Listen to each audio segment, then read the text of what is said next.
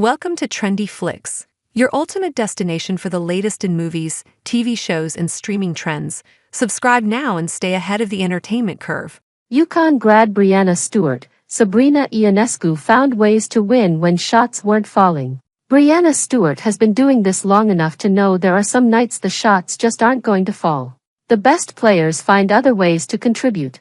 The New York Liberty had little business winning their first ever WNBA title on Sunday night. Not when Stewart and Sabrina Ionescu were a combined 5 for 34, the basket looking as small as a thimble for the two stars. But it was everything else they did that made the difference.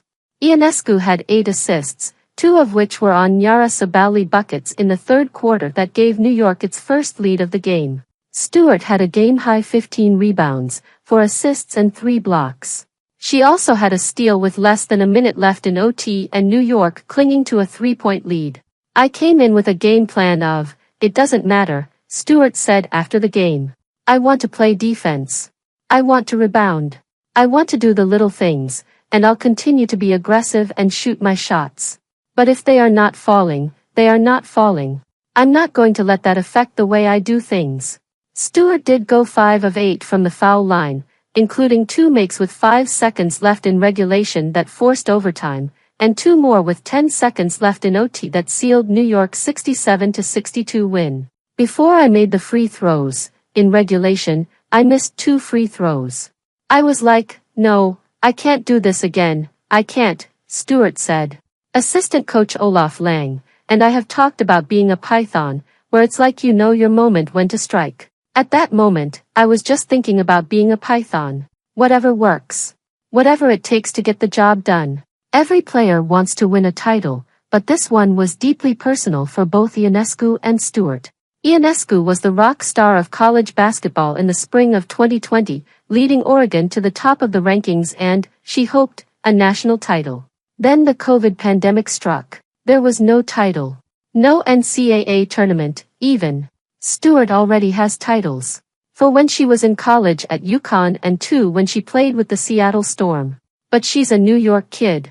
Her first exposure to the WNBA was a Liberty game at Madison Square Garden way back when. Leading the Liberty to its first title, bringing the city of New York its first basketball championship in half a century, it was a weight they carried. A weight that got even heavier with last year's loss in the finals to the Las Vegas Aces. "I was just thinking about today, and it's like whether we win or lose, we want to put it all on the line," Stewart said. "Because last year when we lost, there was more in the tank. And this year, that wasn't happening." So she and Ionescu kept shooting. And as the misses piled up, they found other ways to hustle. Scrapping for rebounds. Threading passes to their teammates who did have hot hands. Cranking up their defense so the Lynx never got an easy shot. Calling out screens and yelling encouragement at teammates. Any little thing they could do that could make a difference. Both Stewart and Ionescu have been clutch throughout this 5-game series. No one will ever forget Ionescu's dagger 3-pointer that gave New York the win in Game 3, or Stewart's monster effort in Game 2, when she had 21 points and a finals record 7 steals.